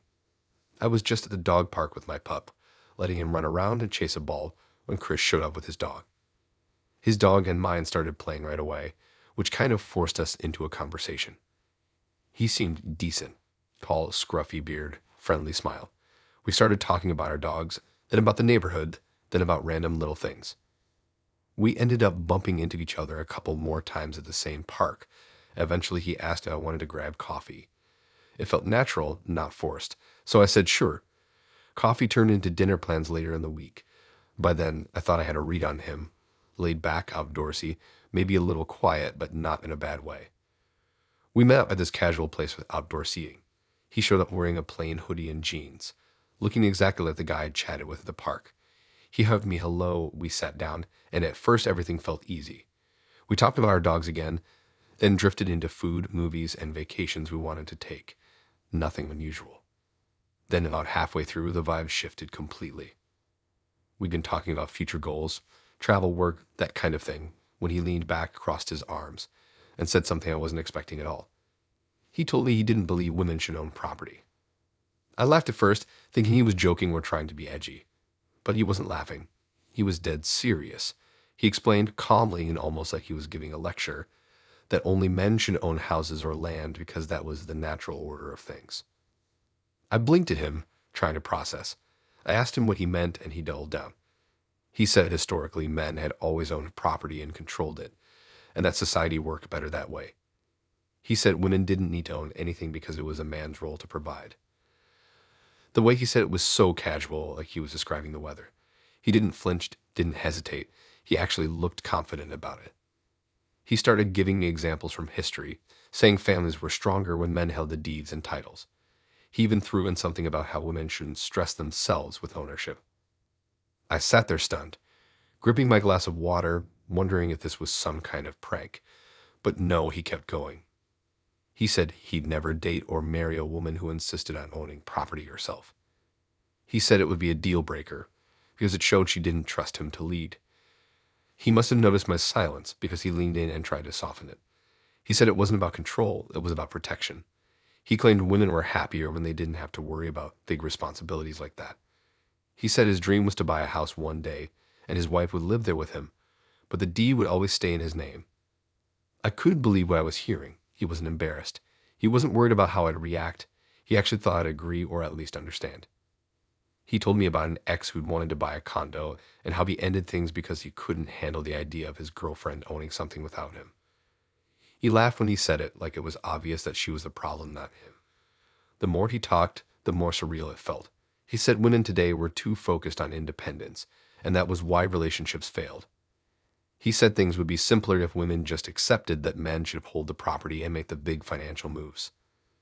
I kept trying to steer the conversation elsewhere, but he circled back to it every time. He even asked me directly if I'd be okay with never having my name on a house or land. When I didn't answer right away, he grinned like he'd caught me in some kind of trap. At one point, he pulled out his phone and showed me a listing for a house he liked. He said he could picture himself owning something like that, and then added, "My wife wouldn't have to worry about anything. She'd just live there comfortably." The way he said it made my skin crawl. The rest of the dinner felt like it dragged on forever. I barely touched my food. He kept sipping his drink, completely relaxed, while I was sitting there wondering how to politely get out. When the check came, he paid without hesitation, which under normal circumstances would have been fine. But then he made a comment that ruined it. He said, "See, this is how it should be." Men handle the bills, men handle the property. He grinned like he'd just proven his point. Outside, he walked me to my car and said he had a great time. He hugged me goodbye and told me he thought I was the type of girl who could appreciate being taken care of. I smiled weakly, said goodnight, and got in my car as fast as I could. I sat there with my hands on the steering wheel, replaying the whole night. It wasn't just the belief. It was how confident he was about it, how casually he thought it was acceptable to say on a first date. He didn't see it as outdated or controlling. He saw it as common sense. Later that night, he texted me, thanking me for dinner and saying he wanted to see me again soon. I didn't reply. I didn't even think twice about it. There was no way I was stepping into that world. Whenever I tell friends about weird dates, Chris is always near the top of the list. Not because it was dramatic, but because it was so calmly delivered. He didn't rant. He didn't argue. He just sat there, sipping his drink, telling me that women shouldn't own property like it was the simplest truth in the world.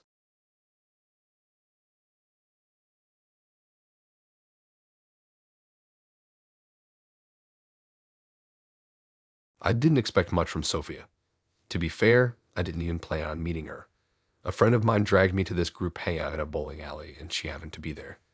She wasn't flashy, didn't have that look-at-me energy some people carry, but she had a certain vibe. She was witty, made sarcastic comments about everyone's bad bowling form, and laughed at her own jokes in a way that was contagious. At the end of the night, she casually said, "We should grab food sometime." It sounded so relaxed that I agreed without overthinking. We set up a dinner at a casual pizza and pasta spot. Nothing too expensive, nothing too fancy. The kind of place where you could show up in sneakers and not feel underdressed. I got there first and grabbed a booth.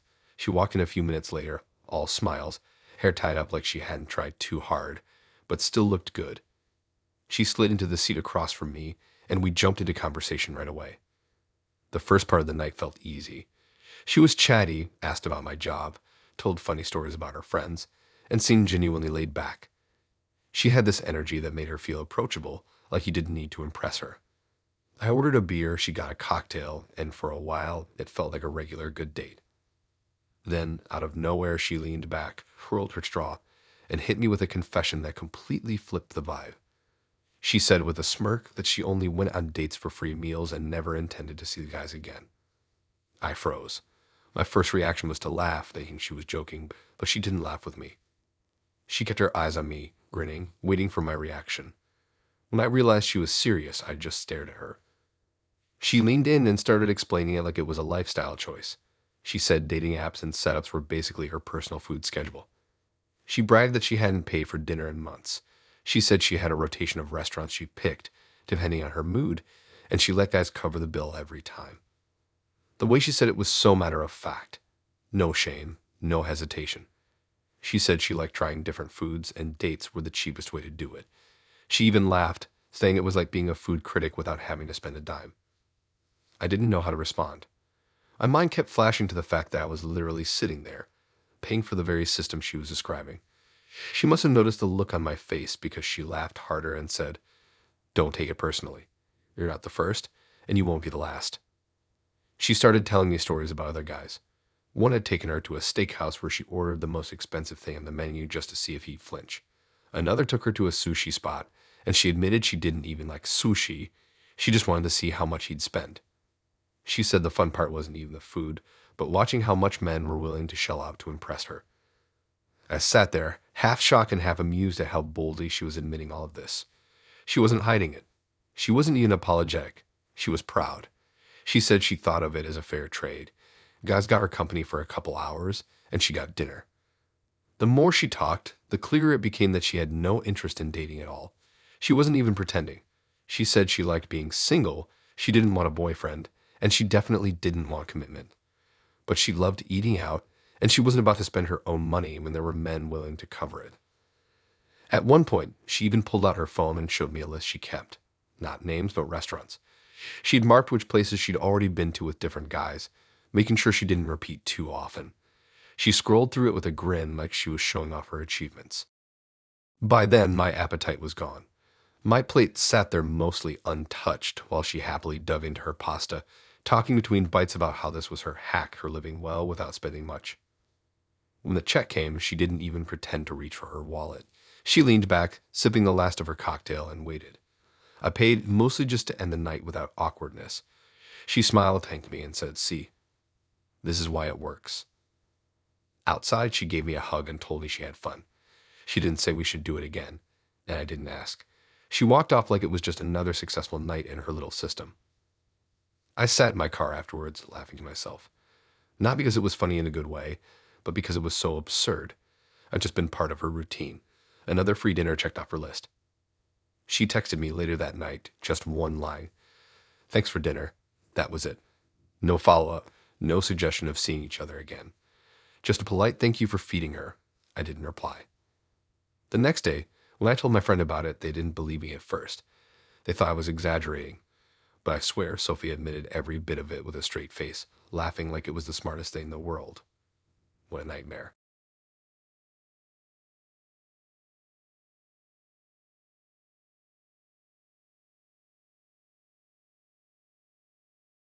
The thing about dating apps is you get good at spotting patterns. After a while, all the profiles blurred together, same gym selfies, same travel pictures in front of landmarks, same corny lines about loving adventure. So when Matthew popped up, I wasn't expecting much. His profile was short, a couple of decent pictures, nothing flashy. But he messaged first, and he actually seemed normal in conversation. We joked around, traded stories, and he didn't come across as overly pushy. After a week or so, I figured, why not meet him? We set up a dinner at a place he picked, an upscale spot downtown where the menu had too many items I couldn't pronounce. He showed up dressed sharp, button-up shirt, clean shoes, watch that looked like it cost more than my rent. He had this confident smile, and for a moment I thought maybe I lucked out. At first, everything was fine. He asked questions, told me about his job, and even cracked a few jokes about how bad he was at cooking. He ordered a bottle of wine without asking, which usually would have annoyed me, but I brushed it off because he seemed comfortable and in control. The conversation started drifting into relationships. I thought it would be the usual stuff. X is what we're looking for, that kind of thing. But Matthew had other plans. He leaned back, swirled his wine glass, and said he had a philosophy he lived by. He said successful men shouldn't have to be faithful. I stared at him, trying to figure out if he was serious. He was. He explained it like it was some ancient wisdom passed down through history. He said men who worked hard, made good money, and achieved success deserved certain freedoms. Faithfulness, according to him, was optional once you reach a certain level in life. I blinked at him, my fork paused midair. He didn't stop. He went on to say women should accept it, you would be proud of it, because it meant their man was desirable. He compared it to driving a luxury car. Other people admiring it didn't mean you give it up. It just meant you had something valuable. I couldn't believe what I was hearing. He was so calm, so confident, like he expected me to nod along. He said women who demanded complete loyalty from successful men were insecure and unrealistic. He said the trade-off was stability, security, and a good lifestyle. In his mind, that was more important than exclusivity. I sipped my wine just to buy myself time, but he kept talking. He gave examples of powerful men throughout history who had mistresses or affairs. He said it was normal, natural, and trying to change that was pointless. He even said women were happier when they stopped fighting it. The worst part was how he framed it like a gift. He said if a man came home at the end of the day, provided for his family, and kept things running smoothly, then a fling here and there shouldn't matter. He leaned in, smiled, and asked me if I agreed. I didn't answer right away. I just sat there stunned. He must have taken my silence as hesitation because he doubled down. He said he wasn't looking for someone who would nag him or try to hold him back. He wanted someone who understood the bigger picture. At one point, he even asked me what I'd do if I found out my husband had cheated. Before I could answer, he cut me off and said, "If you're smart, you'd accept it and move on." The arrogance in his voice was unreal. He wasn't apologetic. He wasn't defensive. He genuinely believed he was being reasonable. I poked at my food, barely eating, while he kept sipping wine and outlining his rules. He said women wasted too much energy on loyalty and not enough on building a legacy. He made it sound like relationships were business deals and cheating was just part of the fine print. By the time dessert menus came around, I was done. He ordered something without asking, said I had to try it, and then kept talking about how important it was for men to maintain their options. I sat there nodding occasionally, just waiting for the check. When it came, he paid without hesitation, which normally would have been nice. But even that turned into another lecture. He said paying for dinner was part of the exchange. He provided, in return, women accepted the reality of how men operated. Outside, he walked me to my car, gave me a hug, and said he had a great time. Then he added, "I think you could handle being with someone like me," like it was some kind of compliment. I got in my car and shut the door, sitting there in silence. I couldn't believe I just spent 2 hours listening to a man explain why success gave him a free pass to cheat. He didn't even see it as cheating, he saw it as a perk. Later that night, he texted me saying he thought we had great chemistry and that he wanted to see me again. I didn't reply. I didn't block him either, but I deleted the message because just seeing it made me annoyed. When I tell people about Matthew, they usually laugh at first. Then when I explain how serious he was, they stop laughing. Because it wasn't a joke. It wasn't a slip-up. It was his actual worldview.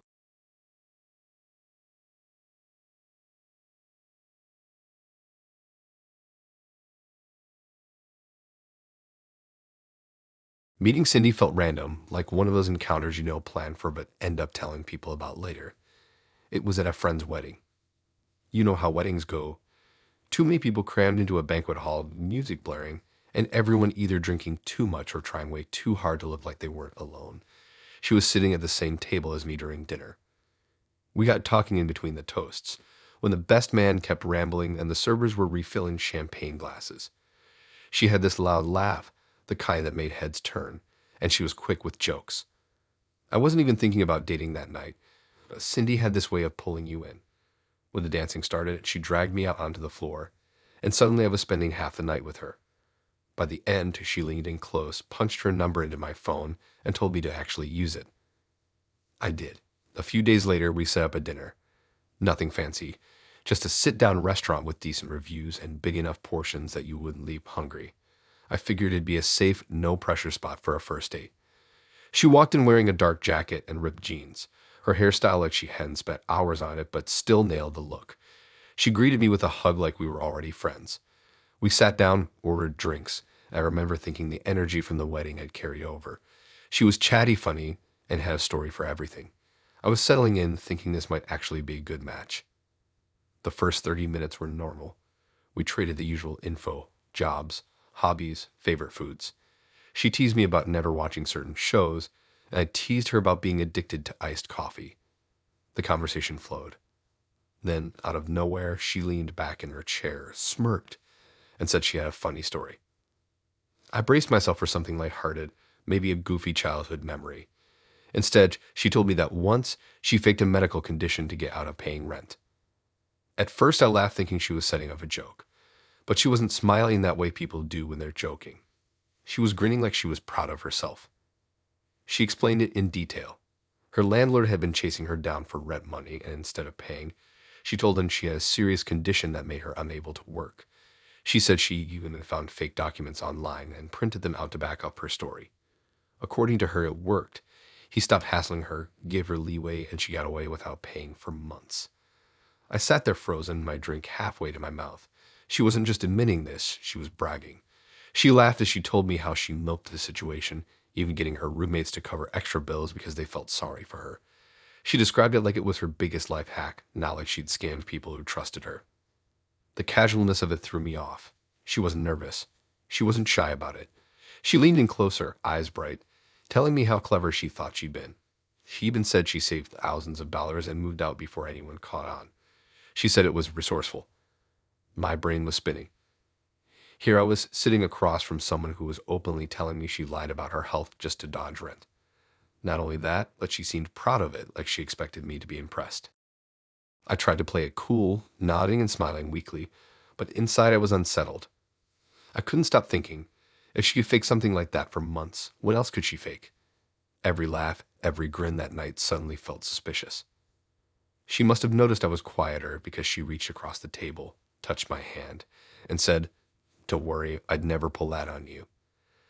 Then she laughed, sipping her drink like she'd just told me a cute little secret. The rest of the night dragged. She kept telling stories, some normal, some just as unsettling, but my mind kept circling back to that one confession. The way she bragged about fooling her landlord, tricking her roommates, even using fake paperwork. She didn't see herself as dishonest. She saw herself as smart. When the check came, she didn't even pretend to reach for it. She leaned back, still smiling, and let me cover it. I pulled out my card just to get it over with, but irony wasn't lost on me.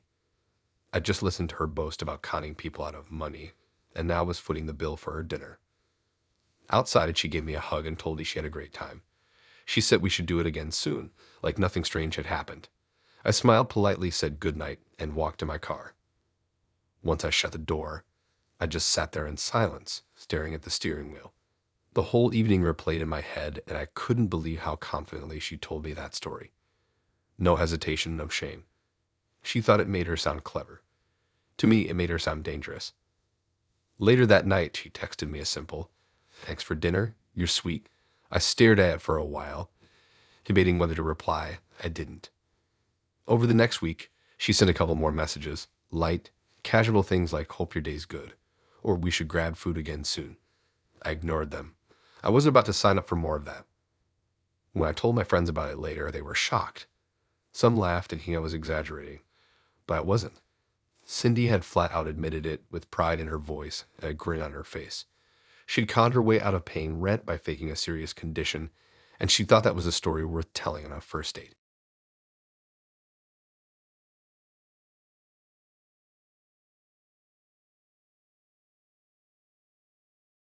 Sometimes you can tell a date is going to be weird before you even sit down.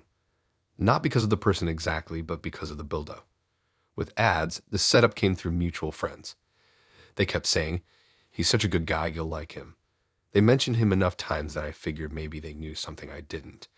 So when he asked me out, I said yes, more out of curiosity than anything else. We agreed on grabbing drinks at a bar downtown. The place wasn't fancy. It had neon lights, a jukebox in the corner, and sticky tables that had probably seen better days. Ads showed up around time, which I respected. He had this trimmed beard, clean clothes, and he carried himself like he'd been waiting to make a good impression. At first, he seemed fine. We ordered drinks, chatted about mutual friends, laughed about how small the city feels sometimes. He had this relaxed tone like nothing really fazed him. I remember thinking, okay, maybe my friends were right. Maybe he is just a good, normal guy.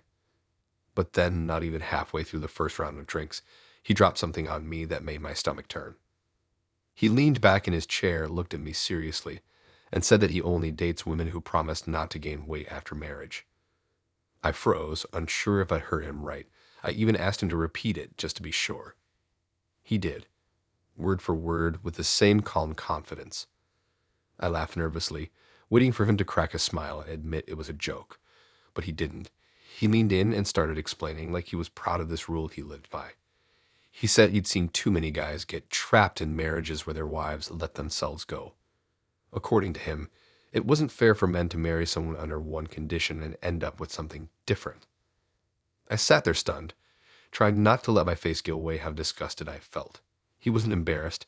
He wasn't hesitant. He was confident, even smug, like he was laying out some genius truth no one else had the guts to say. He said he walked away from relationships in the past because women didn't take care of themselves. He said he made it clear from the start that staying fit wasn't optional, it was required. He framed it as mutual respect, though he never once mentioned his own responsibilities. He made it sound like women were supposed to sign a contract with their body before he considered them long-term. The more he talked, the more surreal it felt. He told me he wanted his future wife to promise before marriage that she'd maintain her weight no matter what. He said it was about attraction, keeping the spark alive, but the way he said it felt shallow and cold. At one point, he even asked me if I'd be willing to make that kind of promise. He looked at me straight in the eyes, waiting for an answer like it was a completely normal first date question. I was so caught off guard I just laughed awkwardly and changed the subject. But he didn't drop it. He kept circling back, pressing the point. He gave examples of friends of his, guys who he said were miserable because their wives had gained weight after kids. He shook his head, saying he refused to end up in that position. He said he wanted guarantees. I kept sipping my drink, nodding occasionally just to avoid an argument in the middle of the bar, but inside I was fuming. The way he talked about women, like they were objects that came with conditions, made my skin crawl. The weirdest part was how calm he stayed. He wasn't ranting or angry. He was matter of fact, like this was just common sense. He said women who really loved their husbands would understand that it was about keeping themselves worthy. He used that word, worthy. By then, I was counting the minutes until I could leave. My drink was almost gone, and I debated ordering another just to make it less awkward, but I couldn't stomach sitting there for another round of his nonsense. When the check came, he grabbed it quickly, smiling like he'd just proven himself as a gentleman. He said something about how he believed in taking care of bills, but he expected his wife to take care of herself in return. He grinned, waiting for approval. I forced a polite smile, but inside I was done. Outside, he walked me in my car, still chatting like nothing strange had happened. He gave me a hug and told me he had a great time. Then he added, "Think about what I said. It's important." Like I was supposed to go home and seriously consider signing up for his twisted little arrangement. I got in my car, shut the door, and sat there shaking my head. I couldn't believe I just spent an evening listening to a guy explain why women should make weight promises before marriage. The arrogance of it, the confidence, the complete lack of self-awareness. It was unreal. Later that night, he texted me saying he thought we had good chemistry and that he wanted to see me again. I didn't reply. I didn't even think about replying. When my friends asked me how it went, I told them everything. They were horrified. They couldn't believe it either, and they swore they had no idea he was like that. I believed them, but I also told them never to set me up with anyone again. That was Ads, the guy who thought love came with a weight clause.